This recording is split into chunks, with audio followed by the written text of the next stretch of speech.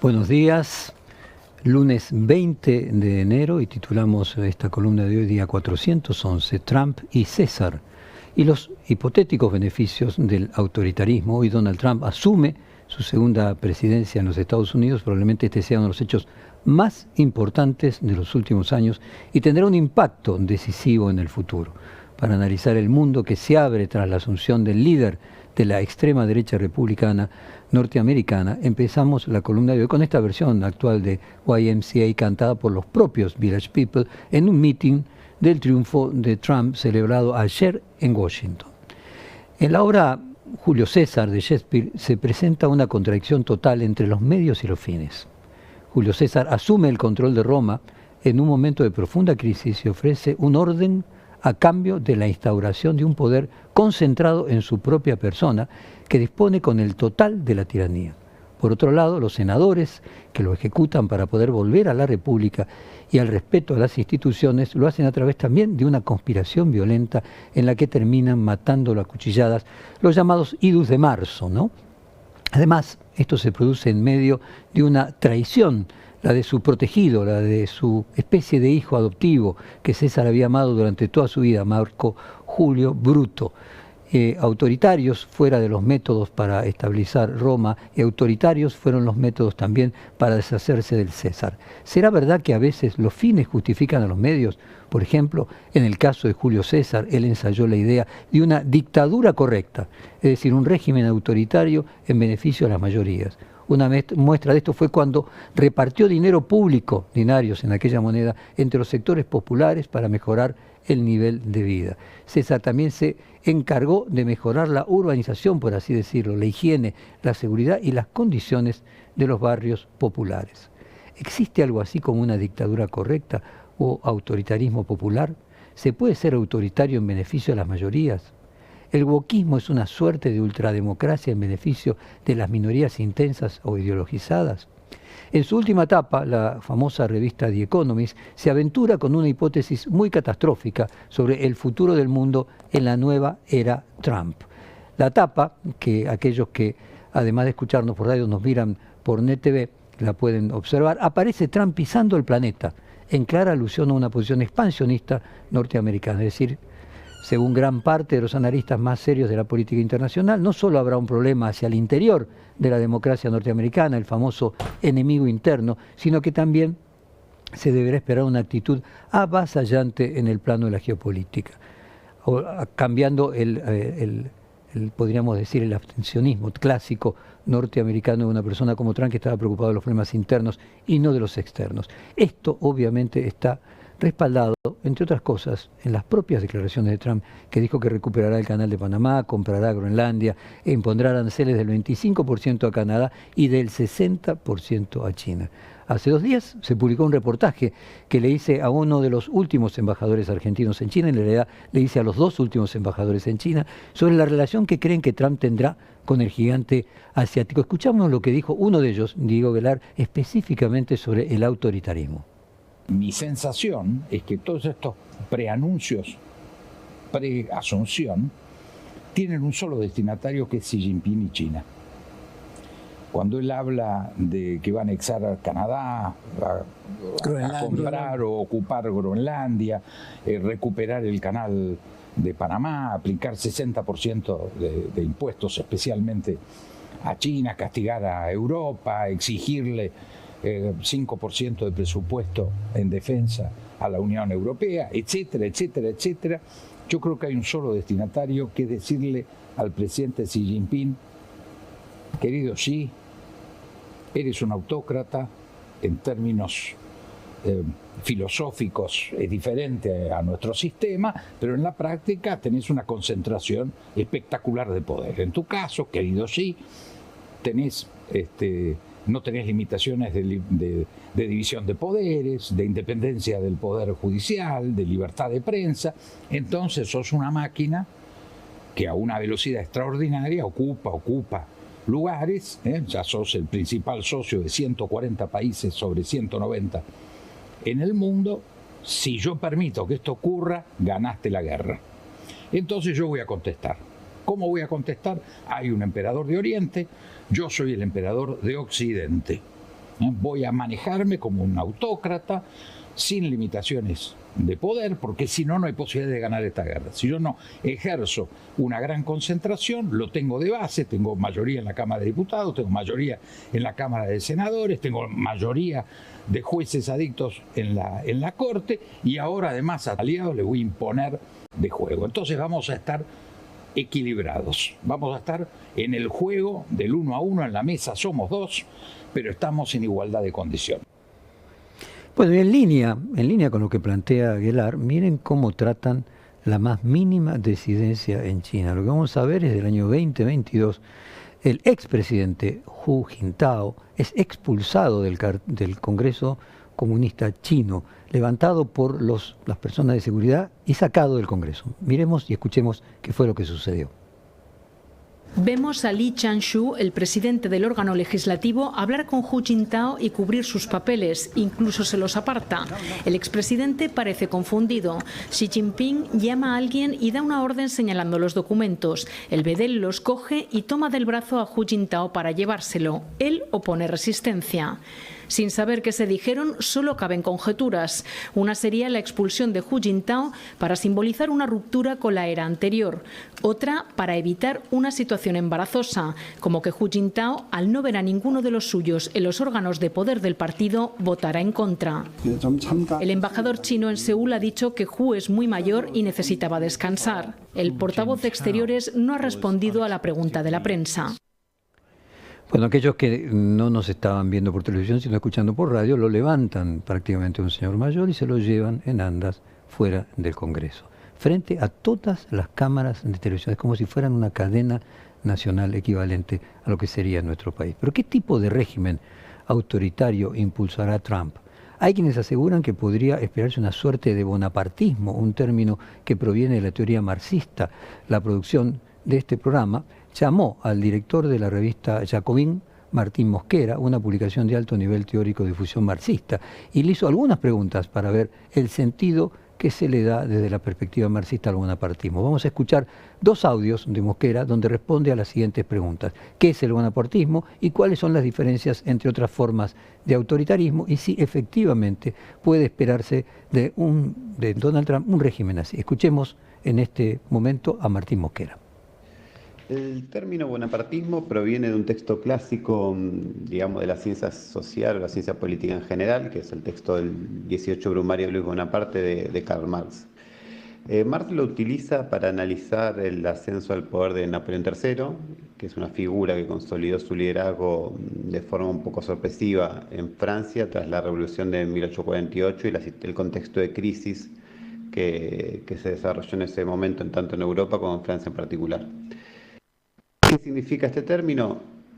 Describe un régimen político o un tipo de liderazgo en el que el Estado parece elevarse por encima de las clases sociales, actuando como un árbitro entre ellas. Para Marx esto ocurre en contextos de crisis muy profunda, cuando ninguna clase social, Marx piensa fundamentalmente en las clases sociales fundamentales, es decir, entre la burguesía y el proletariado, logra imponerse con claridad. Ahora vamos a escuchar el audio sobre la diferencia entre el bonapartismo y otros regímenes autoritarios. A la vez hay que diferenciar el bonapartismo de otro tipo de regímenes autoritarios. En primer lugar, de las dictaduras militares, que se basan, como es obvio, en el control directo del poder político por parte de las Fuerzas Armadas. Ese no es el caso de los liderazgos bonapartistas. En el caso de las dictaduras militares, su legitimidad proviene más bien del uso directo de la fuerza, más que de una relación consensual o carismática con sectores populares. Y también vale aclarar una distinción con el concepto de fascismo, que es un concepto que también vuelve a estar en circulación con la aparición de las nuevas extremas derechas, pero que incluye, en mi opinión, esto es algo muy debatido, pues es un concepto que lleva 70, 80 años debatiéndose, el fascismo está muy asociado a una movilización autoritaria de las masas. Y ahora vamos a escuchar el tercer audio donde se aventura qué diferencias puede tener Trump en llevar adelante un régimen bonapartista. Se aplica parcialmente, ¿no? Siempre hay que evitar las generalizaciones teóricas muy rápidas, muy abusivas, pero en principio hay algunos puntos en común. En primer lugar, Trump aparece como un outsider del sistema político tradicional. aprovecha las tensiones sociales y económicas de Estados Unidos, que se han profundizado sobre todo desde la crisis del 2008 en adelante, aprovecha las divisiones internas de las clases dominantes en Estados Unidos y intenta ejercer estar al mando de un Estado fuerte, ejerciendo un liderazgo muy concentrado del poder, ¿no? Además de que construyó su legitimidad política apelando a sectores sociales específicos que tienen algún punto de contacto con la posibilidad de emergencia de fenómenos bonapartistas, como en el caso de Trump, la clase trabajadora blanca, sectores de la pequeña burguesía, etc. Si tuviera que mencionar una diferencia, al menos con la definición clásica de Marx, hay que decir que en Estados Unidos no hay un equilibrio entre la burguesía y el proletariado. Sí hay una crisis de hegemonía, para utilizar otro término de origen marxista, es decir, un problema con la dimensión consensual de un régimen político, y hay fuertes divisiones internas en las clases dominantes. Bueno, según el análisis de Diego Velar, Trump justificaría su impulso de un régimen antidemocrático, bonapartista, de nueva clase, podríamos decir, para poder competir con China y ofrecer una mejor vida a los norteamericanos, tratando de mirar por un segundo la realidad desde la óptica del presidente electo de los Estados Unidos, algo que nos puede servir para tratar de entender la lógica antidemocrática creciente en la coyuntura mundial actual. Podemos pensar que los tigres asiáticos, famosos tigres asiáticos de los años 70, por ejemplo Taiwán, Corea del Sur, Singapur, Hong Kong, tuvieron un espectacular crecimiento en 30 años que los llevaron de ser países con pobrezas similares a algunas naciones de África a verdaderas potencias mundiales, aplicando regímenes autoritarios. Escuchemos fragmentos de uno de los videos que da cuenta de qué peso tuvieron los regímenes antidemocráticos en el desarrollo económico de estos países. El mayor crecimiento económico del mundo. La poca tradición democrática de la mayoría de esos países, sindicatos débiles, prohibidos o simplemente inexistentes, proporcionó una mano de obra abundante, disciplinada y barata. Las ventajas fiscales atrayeron al capital extranjero y proporcionaron la implantación de grandes empresas multinacionales. Predominaron las industrias manufactureras, la construcción naval, la metalurgia ligera, la electrónica de alta tecnología, el comercio, las finanzas y los servicios. Vale agregar que los tigres asiáticos fueron el modelo que siguió después de Mao Deng Xiaoping para el proceso de apertura y desarrollo de la China capitalista. Volviendo a Shakespeare y a Julio César, hubo una adaptación teatral de Orson Welles, la hizo en el año 1937, con la particularidad de los vestuarios, se referían al ascenso en lo que se vivía en aquel momento en Europa, que era el ascenso del fascismo y del nazismo. Vamos a pasar esto, a compartirlo con la audiencia.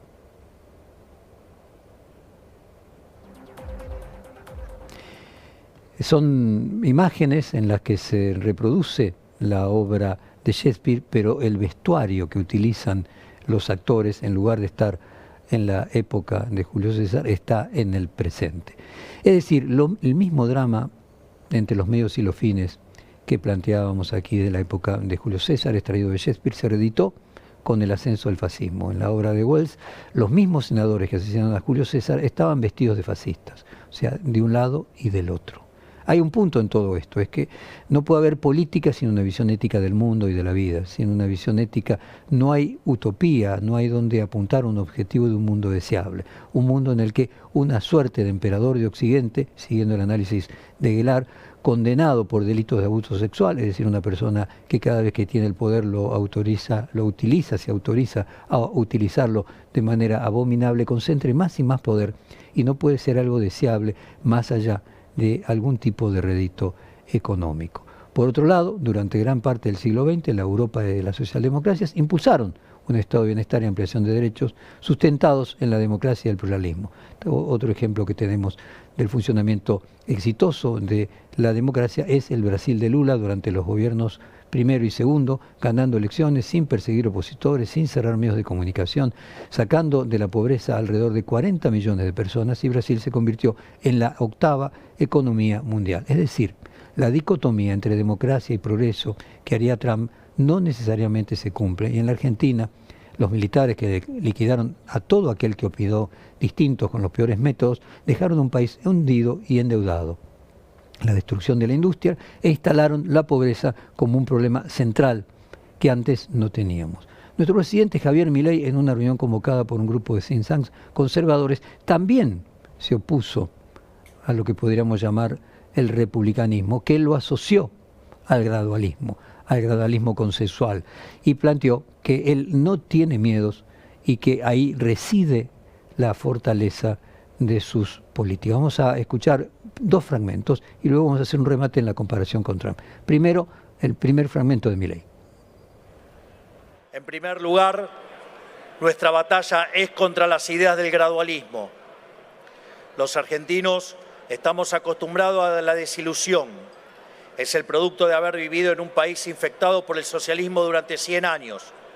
Han habido dictaduras y gobiernos democráticos, pero la única constante ha sido el colectivismo en alguna de sus formas. También ha habido, es cierto, experiencias reformistas, pero hasta ahora todas habían fracasado. Ninguna había podido hacer la transición del colectivismo empobrecedor al capitalismo redentor de los pobres. Bueno, pasemos ahora al siguiente fragmento donde Milei también dice no tenemos miedo. Coaliciones de gobierno que habían sido elegidas para implementar reformas en la Argentina rápidamente fracasaban y el círculo vicioso volvía a empezar. La pregunta que muchos hicieron durante décadas era ¿por qué? ¿Por qué las coaliciones reformistas han fracasado en la historia argentina? La razón es simple. Hasta ahora, ningún gobierno, con excepción del gobierno del doctor Carlos Saúl Menem, si uno quiere, se había animado a aplicar las recetas del liberalismo de cuajo y sin temor. Esto sucede por miedo. Miedo a perder apoyo, miedo a romper acuerdos, miedo a la protesta social o perder las próximas elecciones. Cuando Milei dice no tenemos miedo, refiere a una suerte de autoritarismo light en el que el ajuste se hace sin consensuar con los sectores que lo sufrirán, ni sobre los plazos de ese sufrimiento, ni las condiciones de recuperación. ¿Vale la pena el orden macroeconómico con una pérdida gradual de la calidad institucional? La respuesta no puede ser un cálculo económico y debe provenir de la ética y de una visión de un país en la que podamos alcanzar ambos objetivos simultáneamente. En nuestro caso, la respuesta sigue siendo no vale la pena perder la democracia para conseguir, por ejemplo, competir con un sistema no democrático o para simplemente detener la inflación. Como decíamos, vale la pena ambas cosas. Quiero leerles el editorial que publicó el New York Times por la asunción de Trump, que es bastante interesante. Les voy a leer simplemente los primeros 3 párrafos, déjenme buscarlo aquí. Dice así: poder real, y ni querría usar la palabra, es el miedo. Donald Trump le hizo ese comentario a los periodistas Bob Woodward fue uno de los dos de el Watergate, y Robert Cosa, en marzo de 2016. El miedo, por supuesto, es una herramienta favorita del presidente electo norteamericano. La ha utilizado para intimidar a sus opositores críticos y aliados, para que se rindan, se dobleguen o se vayan. Construyó su imperio inmobiliario a fuerza de demandas judiciales y amenazas contra sus competidores y socios por igual. Acobardó y demolió a sus opositores políticos a través de la humillación y la invectiva. Consolidó su control sobre el Partido Republicano y acalló sus detractores internos con tácticas de presión y amenaza de acabar con sus carreras políticas, y como presidente usó el poder de su cargo y de las redes sociales para arruinarle la vida a quien quisiera. Su objetivo con todo eso ha sido empujar a la gente a controlarse a sí misma, en vez de controlar su ejercicio del poder. Y ahora, mientras se prepara para volver a instalarse en el Salón Oval dentro de apenas 2 horas, Trump está usando el miedo no solo contra el Congreso, sino también contra otras instituciones independientes esenciales como la justicia, las empresas, la educación superior y los medios de comunicación. El objetivo general es el mismo: disuadir a funcionarios electos, a jueces, a ejecutivos, a empresarios y a otros de cumplir con su deber de manera que implique un desafío a su poder o lo hagan rendir cuentas. Trump quiere disciplinar a todos. Foucault decía que el poder necesita alguna legitimidad más allá de la fuerza, que la fuerza solamente no alcanza, que incluso todo poder que está basado en la fuerza necesita crear alguna especie de relato, de pompa, que dé legalidad al ejercicio de su poder. Y yo creo que el ejemplo de los tigres asiáticos es bastante bueno, porque finalmente los tigres asiáticos evolucionaron y terminaron en democracias. Es de esperar que lo mismo suceda en China en algún momento, y es de esperar que Estados Unidos tenga la fortaleza, como plantea el New York Times, que termina esta editorial diciéndole a todos, a los empresarios, a los periodistas, a los medios, a los intelectuales, a los universitarios, que no se rindan al miedo, porque finalmente la democracia, podríamos decir la razón, va a triunfar. Cerramos esta columna de hoy con el mismo YMCA que abrimos al comienzo, rezando para que el mundo no pase a ser tan diferente de lo que era para peor con Trump.